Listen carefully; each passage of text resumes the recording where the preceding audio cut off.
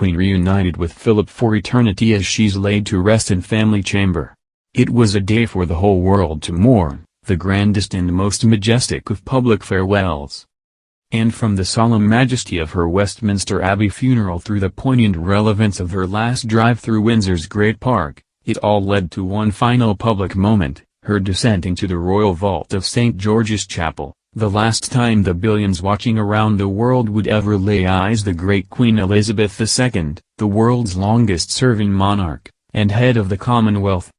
Yet for King Charles III and her closest family, there was to be one last goodbye. For at 7:30 p.m. in a private service of interment, the monarch and her dashing Greek prince were finally reunited, as their matching English oak coffins were placed side by side in the family chamber below the adjoining King George VI Chapel.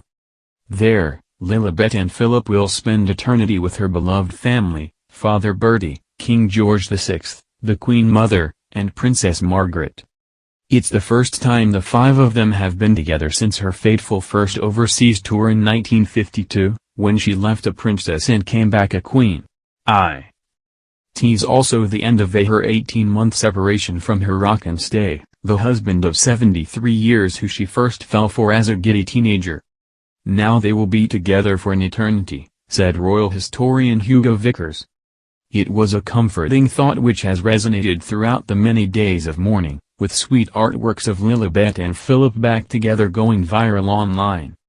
King Charles also paid tribute to his parents' marriage by placing a sprig of myrtle, a symbol of marital bliss, in the Queen's funeral wreath. It was a cutting from a plant grown from the myrtle in her wedding bouquet. Perhaps the emotion of the moment is why the royal family have chosen to keep tonight's short service of interment one of their only truly private moments during their mourning. By rights, the Queen has a place in the royal vault, 16 feet below the main chapel's choir, alongside Kings George III, IV and more. But when her father died aged 56, she commissioned the King George VI Chapel, to sit on the main chapel's north side, its only addition since the 1500s and not completed until 1969. Under a black marble gravestone in its floor, lies the family burial chamber where the late king now lies with his wife, the Queen Mother, who died aged 101, in 2002, and the ashes of Princess Margaret who died aged 71, 2 months earlier. Tonight the Queen and Prince Philip's matching lead-line coffins, made together 30 years ago, joined them, having been raised from their temporary holding place in the royal vault, via an electric lift. No details of the prayers said or hymns sung during their interment are due to be released. But for most it's how the royal love story ends, not the final words that matter. And ended just the way the Queen wanted, with the royal couple back together. They own each other. Nothing could come between them, friend of the royals, the late Lady Gina Kennard once said. What they have for one another is the greatest respect, which counts for so much, and deep love. Deep love that goes back a long, long way. It does indeed. The Queen was just 8, and Philip, just 13 when they first met as children at a society wedding. But the encounter that matters wasn't until the summer of 1939, when a then 13-year-old princess clapped eyes on Philip once again. By now he was a dashing and strapping, fair-haired, blue-eyed 18-year-old. And one who wore a navy uniform to boot. According to their late governess Marion Crawford, the family was visiting the King's alma mater, Dartmouth's Britannia Royal Naval College, when Elizabeth turned quite pink-faced at Navy Cadet Philip's Viking good looks. The attraction was noted by the King's aide, and Philip's uncle, Lord Louis Mountbatten, whose matchmaking abilities rivaled Cilla Black's. Elizabeth was truly in love from the very beginning, her cousin Margaret Rose later claimed. Naturally, the princess's young age in the Second World War meant the crush stayed just that. But as the years passed, the impression Philip had made, did not fade. They began exchanging letters and in 1947, shortly after Elizabeth's 21st birthday, they were engaged. They married that November, in a dress made with clothing coupons, and honeymooned on Philip's family estate Broadlands, Hampshire, a photo from which they recreated for their 60th anniversary. In a letter to her mother, she wrote, "Philip is an angel, He is so kind and thoughtful, and living with him and having him around all the time is just perfect." Philip meanwhile told his mother-in-law, "Lilibet is the only thing in this world which is absolutely real to me." The next few years were spent between London and Malta, where Philip was stationed with the Navy, and the princess enjoyed the life of a naval wife: parties, swimming, coffee mornings and trips to the hairdressers. It was their happiest time, Philip's valet John Dean once said. They were so relaxed and free, coming and going as they pleased. Their family grew in November 1948, with the arrival of Prince Charles, followed by Princess Anne, in 1950. And the new parents were smitten. "The baby is very sweet and we are enormously proud of him," the princess wrote to her former music teacher after having Charles. "I still find it hard to believe I have a baby of my own."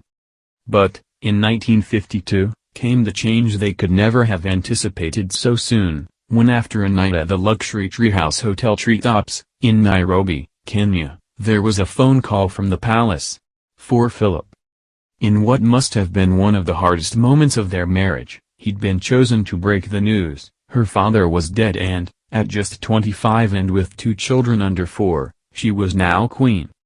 The years that followed were ones of grief, great honors and a whole new way of life. There were ups, like having Princes Andrew and Edward, the latter when the Queen was 37. And there were downs, the IRA bomb that killed Lord Mountbatten and the 1992 Annus Horribilis. I think the main lesson we have learned is that tolerance is the one essential ingredient of any happy marriage, the prince said in a speech on their 50th anniversary a few months after the 1997 death of Diana, Princess of Wales. It may not be quite so important when things are going well, but it is absolutely vital when the going gets difficult. Yet it was humor, and lots of it, that was the couple's real secret.